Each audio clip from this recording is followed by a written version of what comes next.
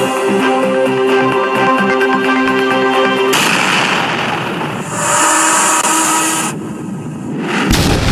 from what I have just listened from you, it is just not ordinary. It is very, very spiritual because everything touches on whatever I stand for. And today we are fighting for the restoration of Biafra Republic that has been a republic for 3 years, having a war between Nigeria and Biafra. So how do you answer and how do you address the concept of if you want peace, prepare for war? That from what I have just listened from you, it is just not ordinary. It is very, very spiritual because everything touches on whatever I stand for. And today we are fighting for the restoration of Biafra Republic that has been a republic for 3 years, having a war between Nigeria and Biafra. So how do you answer and how do you address the concept of if you want peace, prepare for war? My people, how on a day? I say good morning, good afternoon, good evening, good night, depending from where you're listening to the sound of my voice. This is the Biafra Superstars Media. Today, I want to call on the President of Finland, President Alexander Stubb. I want to ask you, hello, good morning, my neighbors. I hope you understand what is happening at the other side. President Alexander Stubb, I hope you know what is happening in Nigeria as we speak. I hope you are following the activities, the day-to-day activities between America and Nigeria.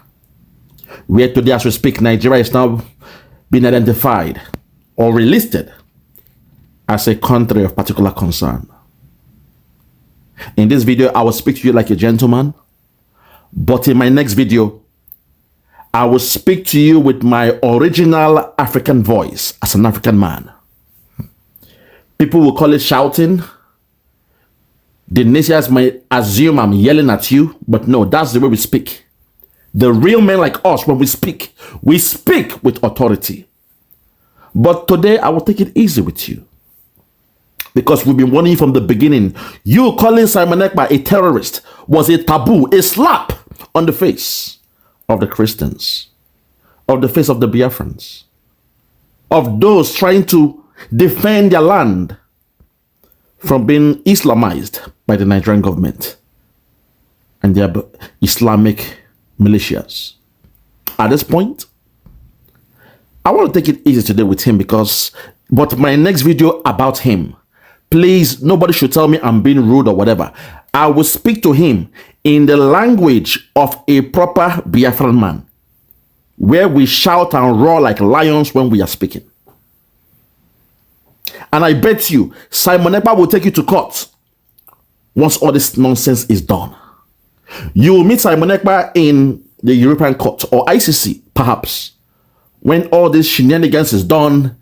Nigeria is put in a place and America goes to Nigeria to protect the Christians that Simon Ekpa was fighting tooth and nail to defend all this while. At this point, my people, I want us to please listen to our Prime Minister, His Excellency Obatobie, a classic throwback.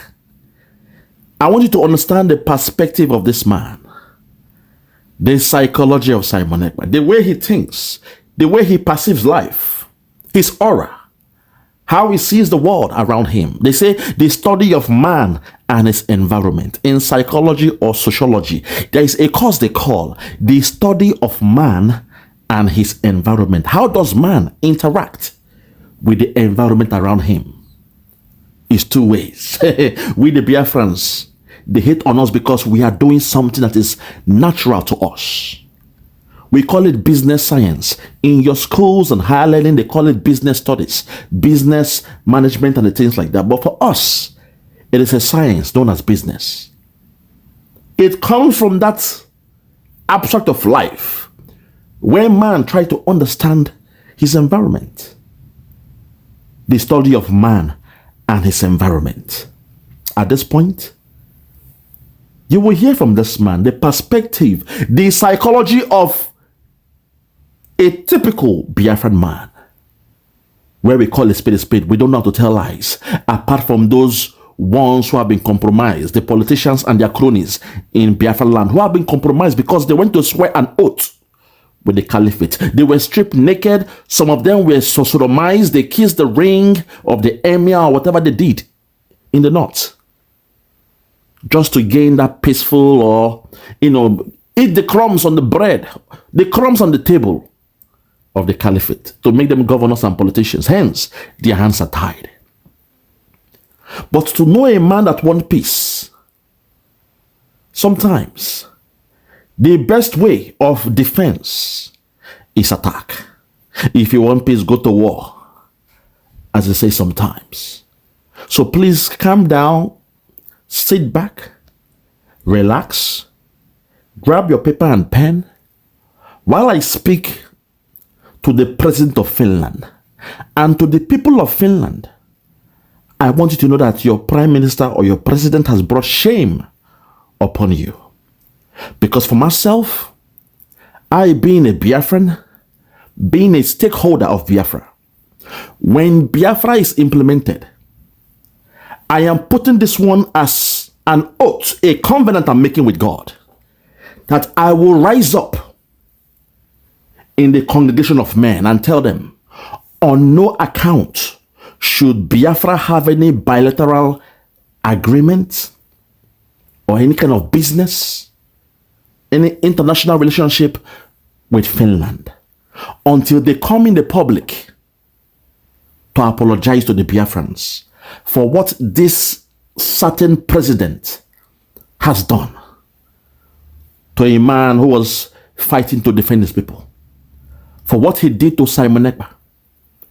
They must come out into carrying out an atonement for what Alexander Stubb has done to Simon Ekpa. That's the only time I will accept any form of international relationship with Finland. The same way Ted Cruz is fighting for the Christians in Nigeria, I will be the Ted Cruz of Biafra. And I will speak out. I will remind all the Biafrans what a certain president, Alexander Stubb, did to our prime minister at the time we were planning to regain our country. At the time we were trying to redeclare Biafra in Finland. I am somebody that don't forgive nor forget unless the people of Finland come out in the public and carry out a public, even an inquiry on why. Give us the names of those who bribed your president, allegedly, to do what he did. That's the only time I will lift my foot off the neck of Finland. Because what you did to us is embarrassing. A criminal country like Nigeria, an Islamic terrorist country like Nigeria, you were in partnership with them. You went to have a deal with them.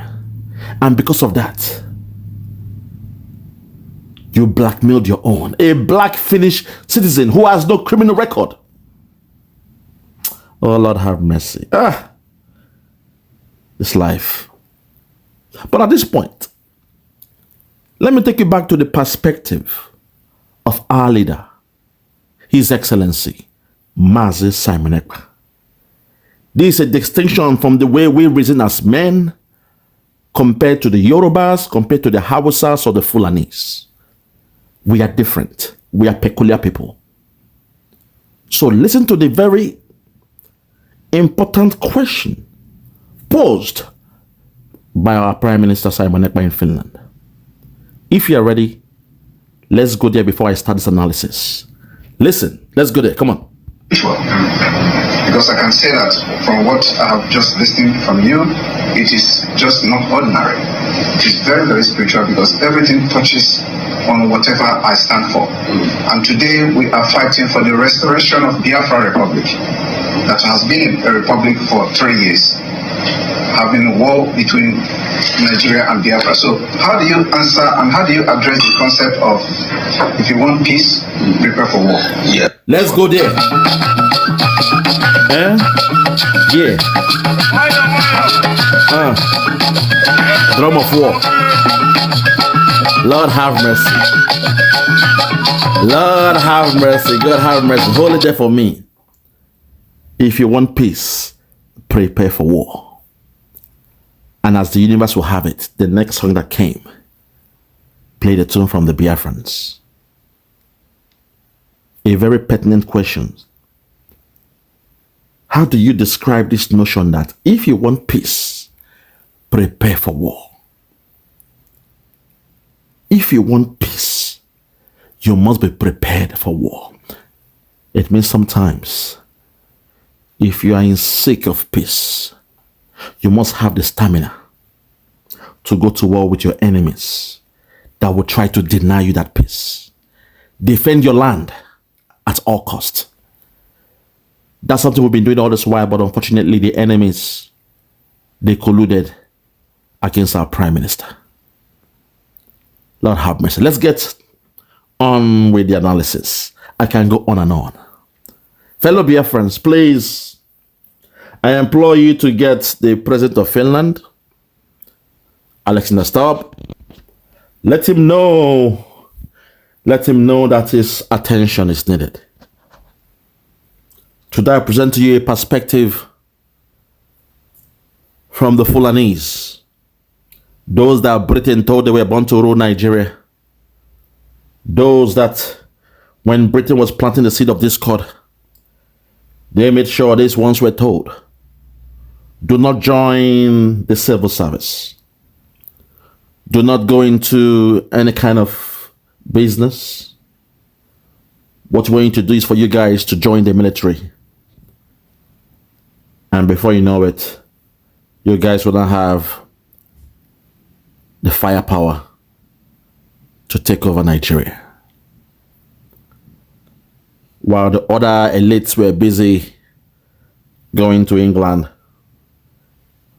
including my father during those days, they all sent them to Britain to go and learn what they call two things: civil service and public administration. The civil service and public administration. Civil service, how to work in government parastatals, the various government departments. Public administration, how to play that role as a public servant when you go into politics and the rest of them. They were being taught what they call the Queen's English. That's why back in those days, if you see the way they spoke, the accent was there, the British accent was there. From the Hausa man, the Igbo man, or the Yoruba man. While they were busy doing that, Britain told the North they were born to rule. Go into the army. Don't get involved in all these things. Go into the army. He who bears the gun have the power. So today, I want Alexander Stubb to hear from someone who is a member of the Fulani tribe, who perhaps God has touched their heart, who perhaps on their journey persecuting the Christians as Saul, he then had a divine encounter with God, and perhaps his name changed from Saul to Paul. Because it's very, very rare to see a Fulani man come out in the public to acknowledge what the Christians are saying, what the Biafrans are saying, to vindicate us in the manner this man did it. So for all the naysayers who were blaming Simon Ekpa, who were blaming the Biafrans, who blamed Nnamdi Kanu, who blamed the Christians, who said there was no genocide happening in Nigeria, today, I present to you a Fulani boy or a Fulani man who God has touched his heart, and today they are confessing in the public. If you are ready, listen to this man, and what he said will blow your mind. Listen, let's go there. Listen. Yes, there is Christian genocide in Nigeria. If we take a look at what is happening in Plateau State, what is happening in Benue State, Taraba and others. But why the Christian communities or some of the Christians decide to appeal to the United States of America. Listen. Because they know they are right. And maybe the involvement of President Trump will help even we Muslims that are not terrorists and that we are against these Plani herdsmen and what they were doing. Maybe we will get peace in the future.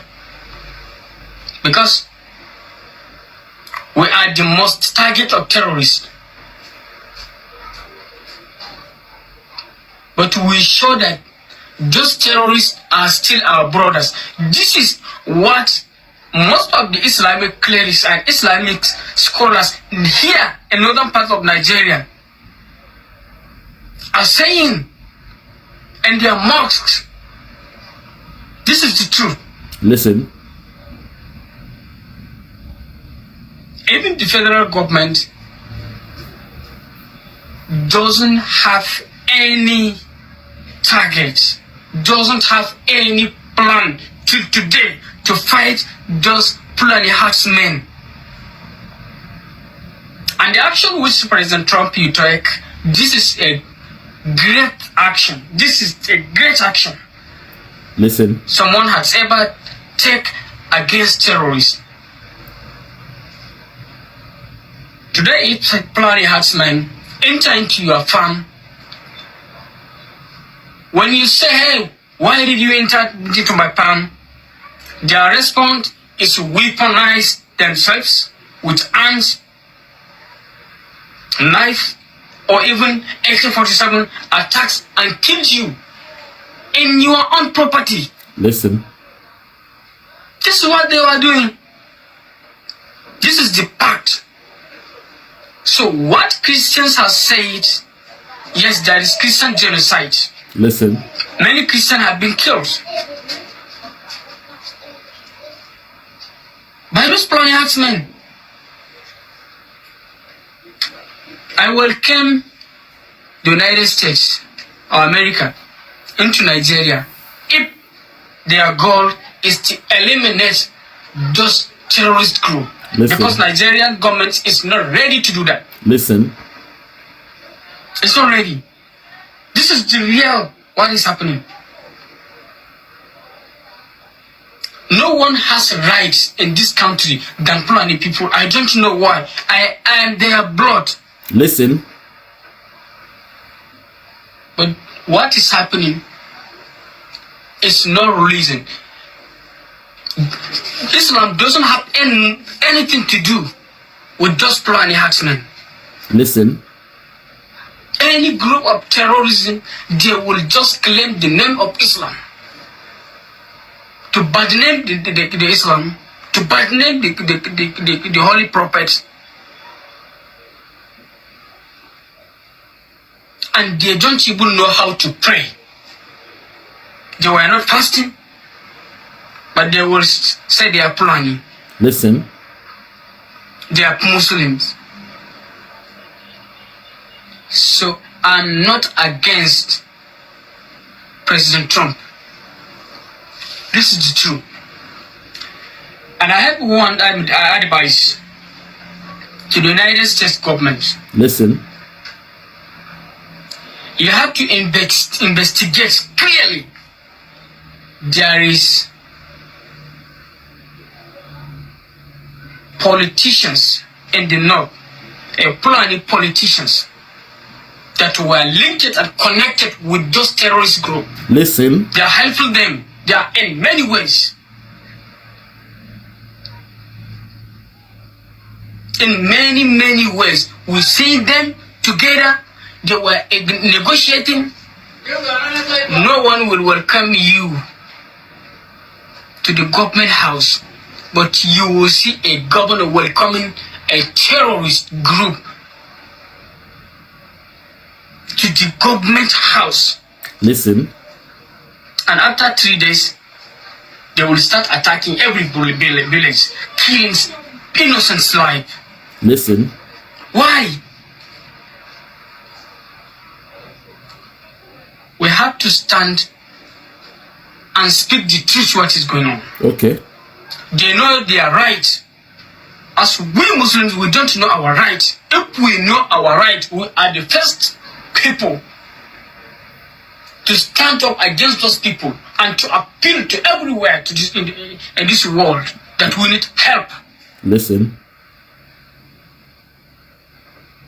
So let them do it. They have right to do it. Listen. We are the people who are supposed to do this. We didn't do it. Many of us looking at those Planet men as their own Muslim brothers. They were not. This is the reality. You can assassinate me. You can do whatever you want. You never stop this, your mentality. Looking at terrorists who's shedding the human blood like mosquito. If you never stop claiming them your own brothers, Islam will never get peace. This is the truth. This is the only truth.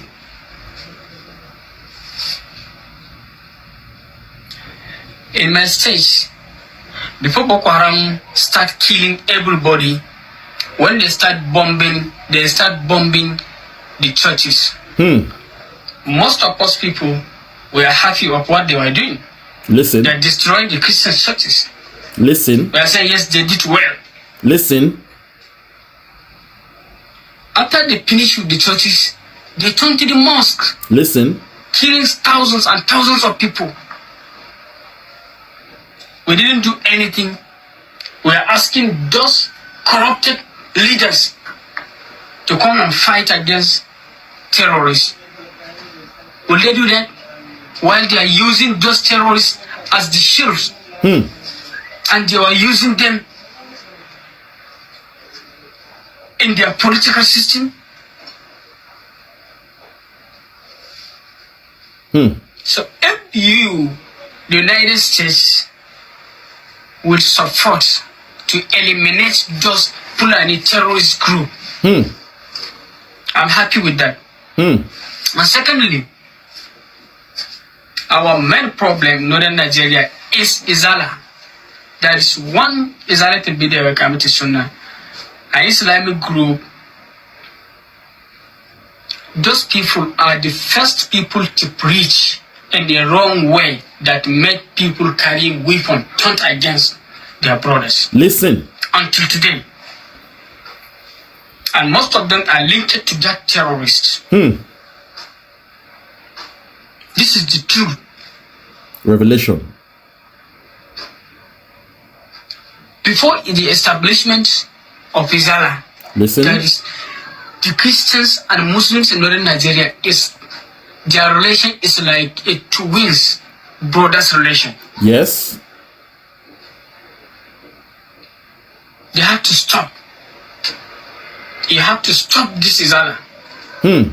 Erika, Ishia, all of those groups, you have to stop them. This is the fact. God bless this young man. Yes. Hold it there for me. Lord have mercy. Lord have mercy. He has revealed something that we didn't even know all this while. Because sometimes, to get this information, you must go to the centerpiece, the heartbeat. Izala, the group. The clerics that incite this Muslims to do what they do to the Christians. We must investigate that group called Izala. It's the first time I'm hearing that word. And I am glad that a Fulani man has revealed to us those who are behind this sudden change. Over the years, there was a change. He said before, Christian and Muslims, they were like twins. I told you my own perspective from Lagos. Not even in the north, in Lagos. That ever since I knew Lagos, people were living amicably. The Yoruba, the Igbo, the Calabar, Hausa, the rest of them, the Nupe, they were living together in harmony until the year 1999, when a southern man became the governor of Lagos State. And he came with a perspective saying, no, it's not possible. You guys cannot live together with the Igbos in Lagos. It is not possible. Look around. They are buying your lands. They've stolen your lands. Those were his words. And now this man just told us,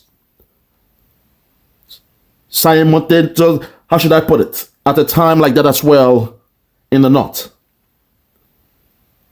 He said some clerics or a group known as Izala, ISALA or IZALA, they told the clerics to preach hate among the Christians and Muslims. And when the jihadist was born, when they were destroying lands and properties, when they were destroying churches, everyone was happy. Muslims were happy about it. Lord have mercy. I won't go more than that on this one. I will not touch what this man has said, because my intention was to analyze what he said. But I believe what he said is self-explanatory. This is the first time we are having a Fulani man come out in the public to expose that which is hidden. For the first time. To the whole world. This is the breaking news you've been looking for. To Finland, President Alexander Stubb. If I were you, I would have released Simon Ekpa yesterday. If I were you, I would have released Simon Ekpa from whatever prison you kept him yesterday. Because we, the Biafrans, we are children of God. We serve a God of justice. Our God is a God of justice. No matter what you bring to our way, no matter the obstacles, the challenges you throw towards our path, we shall be victorious and we shall be vindicated. Before your eyes, at the time you called Simon Ekpa a terrorist, you said his activities for speaking and telling us, exposing what Nigerian media has been bad never to reveal to anyone in Nigeria or in diaspora. Luckily, people were showing Simon Ekpa those videos about the killings of the Christians, how the Islamic jihadists were encroaching towards the land of Biafra, how the Nigerian military were in bed with them. They collude. And Simon Ekpa, because of the love he has for his people, because of the passion he has for his people, he was ready to let go the comfort he had in Finland. The best of life he was enjoying in Finland. Unlike some of our own people that enjoy the best of life in the Western world and they choose to keep a blind eyes. People like Madam Ngozi Okonjo-Iweala, a woman that I've lost all respect for. She's one of those in the high position, but she is scared to speak on the ills happening in Nigeria against her own people. I ask myself, of what purpose is her job role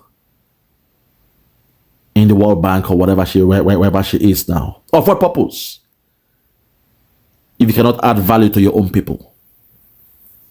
If what you do in the Western world cannot add value to your own people. Of what purpose are you doing what you're doing? We are calling on Finland, President Alexander Stubb. If I were you, I will release Simon Ekpa yesterday. We ain't gonna plead with you. We ain't gonna beg you. We ain't gonna come and do a deal with you. We are telling you authoritatively that you have no case on Simon Ekpa. Release Simon Ekpa, because Simon Ekpa is not the problem. He is the problem solver in Nigeria. We, the Biafrans, we are saying we are done with Nigeria. We cannot remain in Nigeria because the end goal of Nigeria is to Islamize everyone living in Nigeria. We don't believe in Islam. In Biafra land, Islam is alien to us.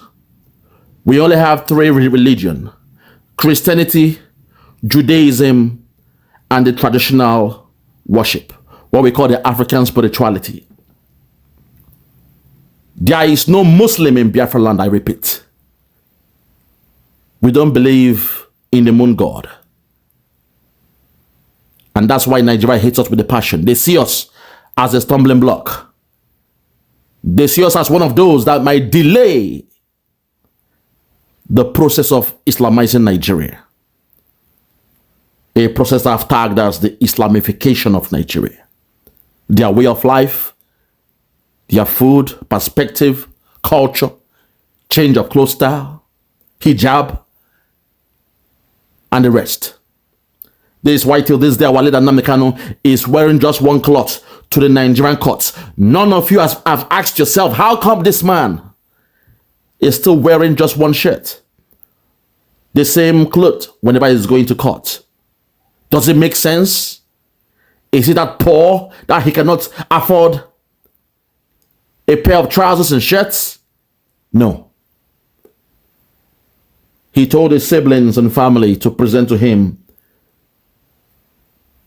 the Igbo attire known as the Ishiagu, what befits him for who he is. And when they brought those clothes to him in court or in the custody of the DSS, they tore those clothes on him. They said he would never put it on to court. They barred him from dressing in his own traditional attire. They told him he can wear something else, but not the Igbo traditional attire that we call the Ishiagu. He being who he is, he said, no, I have the right to dress the way I want to dress. They refused. As he was about to go for his court case, they tore those shirts on him. And he told them, if you are stopping me from dressing in my African attire, then I will just wear just one shirt. I will wear nothing else to court than this same shirt. With the hopes that people will now start asking questions. With the hope people will start asking questions. But till this day, the Nigerian media, they have refused to ask how come this man is wearing the same shirt for the past 5 years to court. That's the impunity. That's the unconscious bias we speak about when the affairs of the Biafrans are not being spoken of in Nigeria. But we are glad today a Fulani man has come in the public to reveal all what we've been saying. Today, this man has vindicated Nnamdi Kanu for his quest to protect Biafra land from being Islamized. Today, this man has vindicated America when they say the genocide is happening in Nigeria. Today, this Fulani man has vindicated our leader, Simon Ekpa, to show that he has no case to answer. Simon said the Islamic jihadists, along with the Nigerian army, the Nigerian police and the rest of them, are not allowed into Biafra land because they are the ones doing the killing and the genocide in Biafra land. Even though they mocked him, they lied that that's not true. At the end of this video, I want you to see what this man said. Mr. Theophilus Danjuma, T.Y. Danjuma, a man highly revered in Nigeria, one of the critical stakeholders of Nigeria. This one goes to President Alexander Stubb. Listen to what this man said about Nigeria, the Islamic jihad is a terrorist, and the Nigerian military. What he said re-echoes the words and sentiments of Simon Ekpa for why he's defending the land of Biafra the way he does. Listen to this, and I'll call it a day. Listen. Every one of us must rise up. The armed forces are not neutral.